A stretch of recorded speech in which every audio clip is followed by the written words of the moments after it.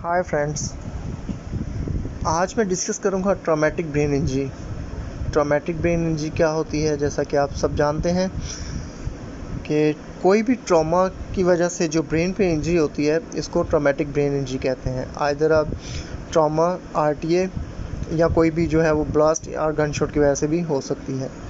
Second, इसकी classification देखेंगे जो कि हम यूजुअली जीसीएस के थ्रू देख रहे होते हैं जो इंजरी है वो किस नौयत की या किस टाइप की है।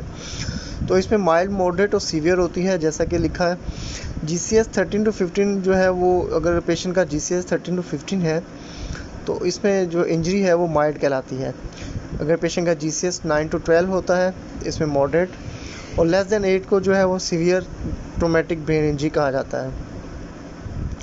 सेकेंडली मैं बात करूंगा इसके फेसेस की। इसमें दो तरह की इंजरी कहलाती हैं, एक प्राइमरी इंजरी और second one secondary injury. Primary injury it means के जो कि ट्रॉमा की वजह से डेवलप हुई है, यानी एक्स्ट्राड्यूरल हेमाटोमा, सबड्यूरल हेमाटोमा और traumatic subarachnoid haemorrhage, and last one contusion. Secondary injury वो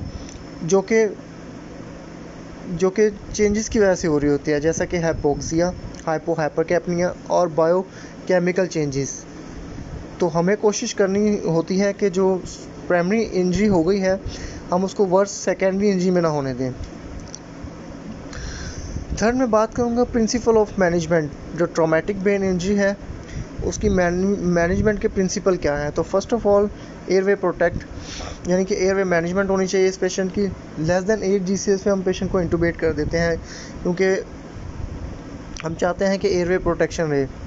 सेकंड, ऑक्सीजनेशन। इस पेशेंट में आपको जो है हाइपोक्सिया से प्रिवेंट रखना होता है ताकि आप जो है सेकेंडरी इंजरी ना होने दें।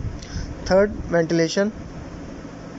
हम चाहते हैं कि इसमें जो PCO2 है वो नॉर्मल हो, क्योंकि अगर PCO2 इंक्रीज़ होगा तो वेजोडायलेशन होगी और जो ब्रेन है वो वर्स होगा। Third, fluid management. तो इसमें कोशिश होती है कि जो हाइपरटोनिक सोल्यूशन है उसको अवॉइड किया जाए और जो आइसोटोनिक सोल्यूशन है उसको यूज़ किया जाए। फिर हम बात करेंगे management of ICP, intracranial pressure को हम किस तरह मैनेज कर रहे होते हैं। इसमें दो चॉइसेस होती हैं, या तो पेशेंट को कर्नेक्टमी के लिए लिया जाता है या फिर AVD कर दी जाती है। सेकेंडली फिर हम ICP को मैनेज करने के लिए हाइपरटोनिक सलाइन या मैनिटोल का यूज़ कर रहे होते हैं।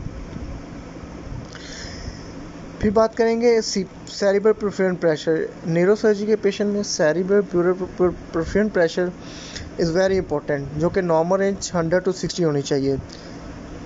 देन हम बात करेंगे prevent high cerebral oxygenation demand. ऐसे पेशेंट जो ट्रॉमेटिक ब्रेन इंजरी के होते हैं, इसमें जो है वो हाई ऑक्सीजन सेरिब्रल डिमांड को जो है वो मेंटेन रखना बहुत ज़रूरी है, जिससे हमें पेशेंट्स को हाइपरथर्मिया, सीजर और एजिटेशन से प्रिवेंट रखना बहुत ज़रूरी है।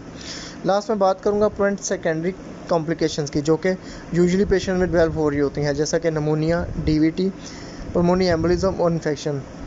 होपफुली ये छोटी सी वीडियो आपको जो है वो हेल्प करेगी। Thank you.